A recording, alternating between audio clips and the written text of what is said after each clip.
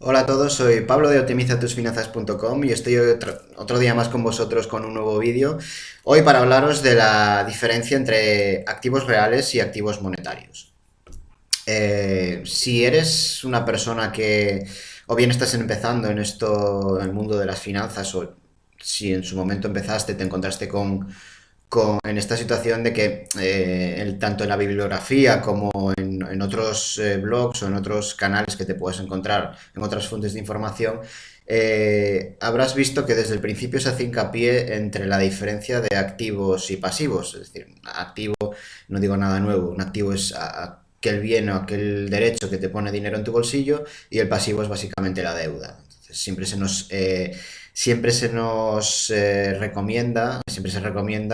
tener nuestros ahorros básicamente en activos y depender muy poco de los pasivos, solo lo estrictamente necesario. Y si utilizamos pasivos para apalancarnos, bien, es decir, para comprar otros activos, pues siempre con prudencia y siempre sabiendo que el coste de ese pasivo debe ser inferior a la rentabilidad que nos ofrecerá el activo, porque es que si no, si no, no tendría sentido. Y además jugamos con que en eso, en esa situación, el activo, la rentabilidad del activo pagará la deuda, es lo que se suele llamar como deuda buena. Pero hoy no te voy a hablar de pasivos, sino que te voy a hablar de activos. A la hora de hablar de activos, encontrarás que hay un montón de clasificaciones en función de su naturaleza, en función del tipo de rendimientos que genera, en función, bueno, muchísimas clasificaciones. Eh, yo hoy te voy a hablar, sobre todo si estás empezando o si todavía esto no lo tienes muy claro, básicamente de una clasificación más global, pero que creo que es más sencilla y más entendible, que es la diferencia entre activos reales y activos monetarios, como te dije. Un activo real no es más que un activo físico, es decir, un activo tangible que nosotros podemos tocar y que podemos ver, mientras que los activos monetarios son básicamente promesas de pago, es decir, son productos financieros que son pasivos de empresas o pasivos de países que se utilizan para financiar, y entonces no nos da la posesión, la propiedad de ese bien, sino que nos genera simplemente una promesa de pago que, bueno, que puede ser que no se cumpla. Repito, es un activo porque es un derecho, pero no tienes ese bien detrás que te permita ser propietario de ese bien o de ese derecho. ¿Cuáles son los activos reales por excelencia, los que siempre se ponen como ejemplo? Pues básicamente, a grandes rasgos, son tres. Son los bienes inmuebles, las acciones y los negocios. Es decir, yo cuando tengo un activo real, si tengo un inmueble, tengo un activo real, porque soy propietario de un inmueble, que sea una vivienda, un local comercial, total o parcialmente, bueno, lo que sea, pero soy propietario de un bien. Eh, Luego, si yo soy propietario de acciones y compro acciones o compro participaciones de un fondo de inversión, al final detrás de esas acciones ya hay un negocio, hay una empresa, y por lo tanto mm, esas acciones que a mí me generan el derecho de ser accionista, pues me permiten ser propietario proporcionalmente, en función del número de acciones que tenga de esa empresa. Y si tengo un negocio o participo en el negocio de un tercero como socio capitalista, pues también soy propietario de ese negocio, de esas ventas, de esa actividad. Por lo tanto, aquí lo interesante es saber qué me interesa como inversor, si me interesan más activos reales o más activos monetarios. En este vídeo no está para hablar de si qué es mejor y qué es peor, porque al final son de naturaleza diferente, pero son activos igualmente. Y en función de los objetivos que tú tengas, en función de las necesidades como inversor que tú tengas, pues en unos momentos de tu vida serán buenos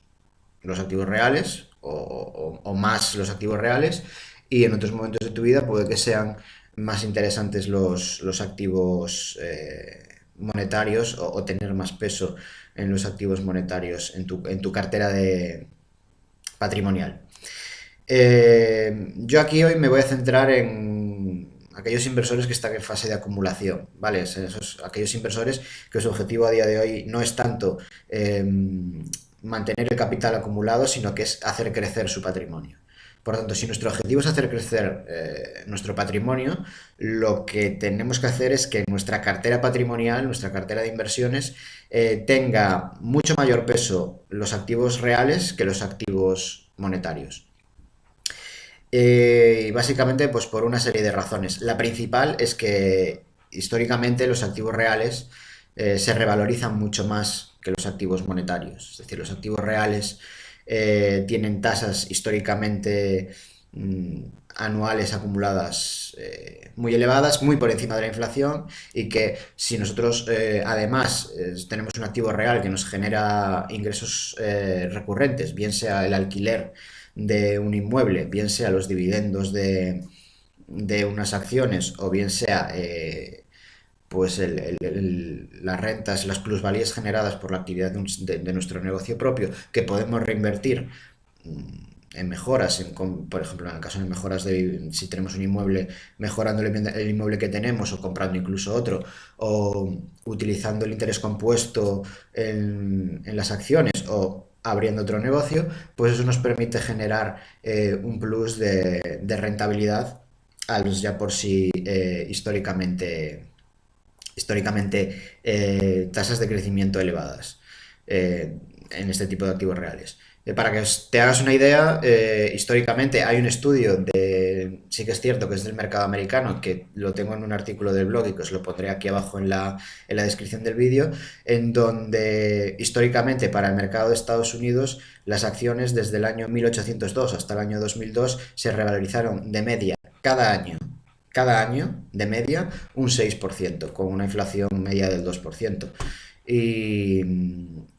sí que es cierto que luego los inmuebles tienen una rentabilidad algo más baja, rentabilidad neta, es decir, excluidos impuestos inflación, pero también nos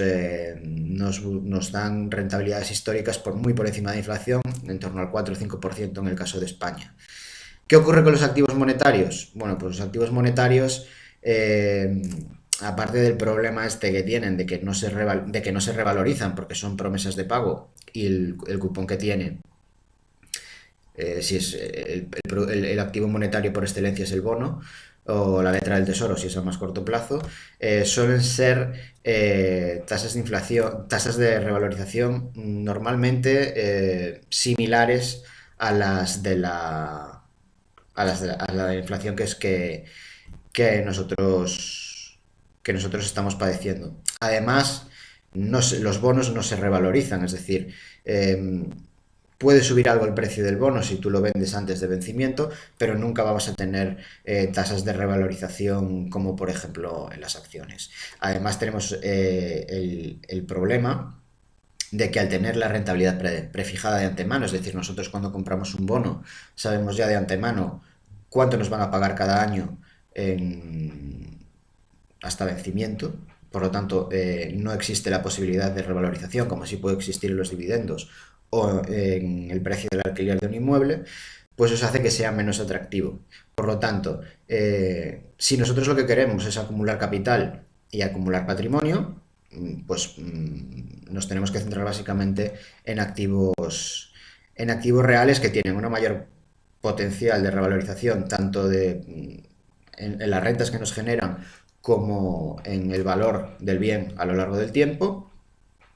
Y también es cierto que tampoco tenemos por qué descartar los, los activos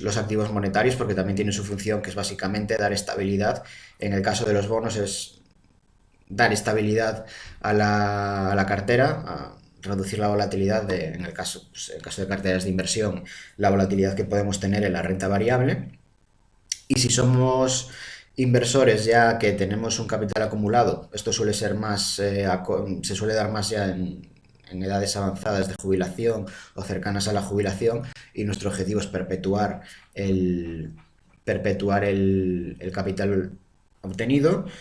Sí que es cierto que podemos destinar más dinero a algún producto estilo bono, estilo letra del tesoro, pero siempre manteniendo el hasta vencimiento para no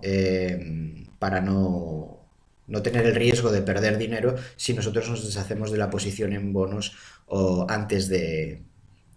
que venza el plazo del bono que adquirimos.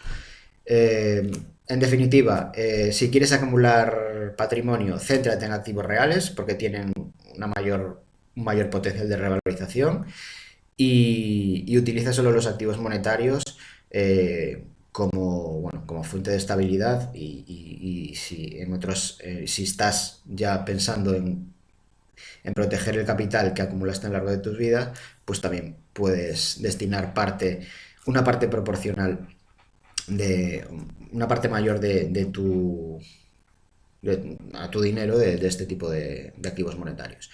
Pero si nosotros queremos acumular dinero, saber que hay que centrarse en activos reales. Nada más, esto es lo que os quería decir hoy. Espero que os haya gustado. Si os gusta, pues compartir el vídeo en vuestras redes sociales y suscribiros al canal y al blog si todavía no estáis. Y nos vemos pronto.